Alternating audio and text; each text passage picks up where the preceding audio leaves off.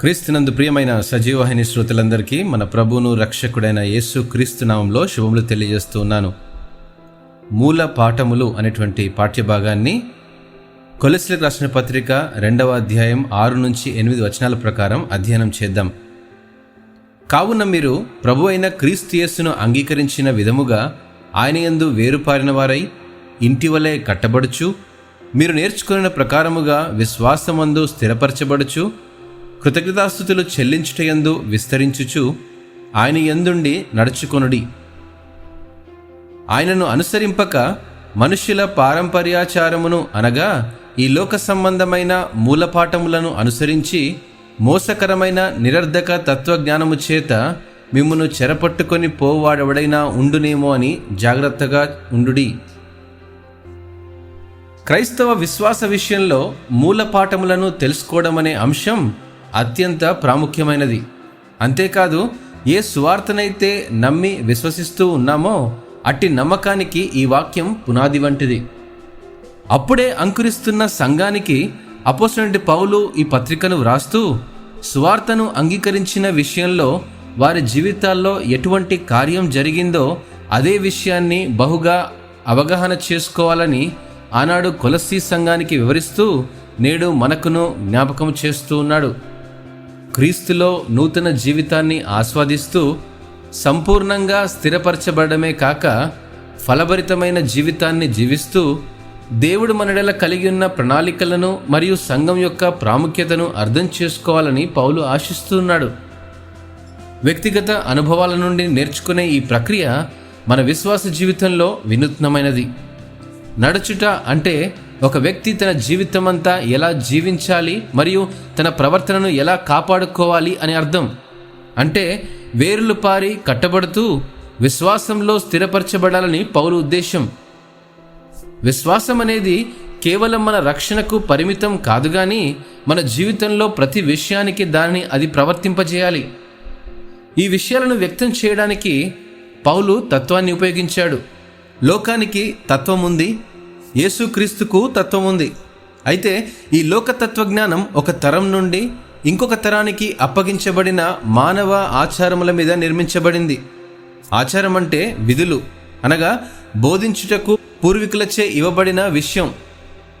లోక సంబంధమైన మనుష్యుల పారంపర్యాచార్యాలను అనుసరించి మోసకరమైన నిరర్ధక తత్వజ్ఞానము చేత మనల్ని అది చెరపట్టుకొని మన విశ్వాస జీవితాన్ని అది పాడు చేస్తుందేమోనని జాగ్రత్తగా ఉండమని అపోస్తలుడైన పౌలు హెచ్చరిస్తూ ఉన్నాడు.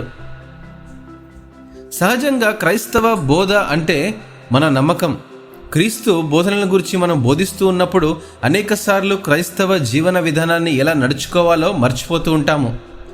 ఏ బోధననైతే యేసుక్రీస్తు తన శిష్యులకు నేర్పించాడో అదే బోధన క్రమాన్ని ఆది సంఘంలోని అపోస్తలులు, సంఘనాయకులు ఇటువంటి బోధనా విధానాలను ఉపయోగించేవారు.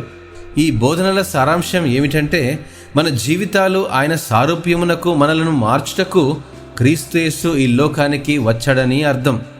ఈ యొక్క మూలపాఠాలను మనము క్షుణ్ణంగా అధ్యయనం చేసినప్పుడు 7 ప్రాముఖ్యమైనటువంటి విషయాలు ఇక్కడ ఉంటూ ఉన్నాయి. వాటిని మనం జ్ఞాపకం చేసుకుందాం. మొదటిగా, దేవుని పోలికగా సృష్టింపబడిన నవీన స్వభావాన్ని మనం ధరించుకోవాలనే ఉద్దేశం కలిగి ఉన్నాడు అపోస్తలుడైన పౌలు. ఈ మాటలు ఎఫెసీయులకు రాసిన పత్రిక 4వ అధ్యాయం 22 వచనంలో మనం చూడగలం. రెండవదిగా గమనించినట్లయితే ఆత్మ ఫలములు ఫలించాలి. గలతీయులకు రాసిన పత్రిక 5:22లో మనం గమనించగలం. మూడవదిగా మన కుటుంబాల్లో ఉండవలసిన క్రైస్తవ సత్సంబంధాన్ని గురించి అపోస్తలుడైన పౌలు మనకు జ్ఞాపకం చేస్తూ ఉన్నాడు. ఈ మాటలు ఎఫెసీయులకు రాసిన పత్రిక 5వ అధ్యాయం 22వ వచనంలో మనం గమనించగలం. క్రైస్తవ సమాజంలో ఉండవలసిన సరైనటువంటి సంబంధాలు 4వ అంశంగా మనం జ్ఞాపకం చేసుకోవాలి. రోమీయులకు రాసిన పత్రిక 12వ అధ్యాయం 9-10 వచనాల్లో మనము ఈ యొక్క అంశం గురించి మనం నేర్చుకోగలం. 5వదిగా క్రైస్తవేతరులతో మన వ్యవహార పద్ధతుల విషయంలో కూడా మనం జాగ్రత్తగా ఉండాలి. కొలస్సీలకు రాసిన పత్రిక 4వ అధ్యాయం 5-6 వచనాల్లో కూడా ఈ యొక్క మాటలు మనకు వివరిస్తూ ఉన్నాయి.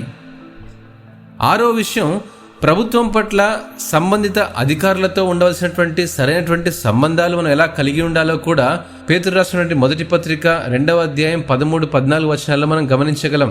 చివరిగా 7వ అంశం ఏమిటంటే మన వ్యక్తిగత విశ్వాసము పడిపోకుండా బాధ్యత కలిగి జాగరూకులమై ఉండాలనే సంగతిని పేతురు రాసిన మొదటి పత్రిక 5వ అధ్యాయం 8వ వచనంలో మనకు నేర్పిస్తూ ఉన్నాడు.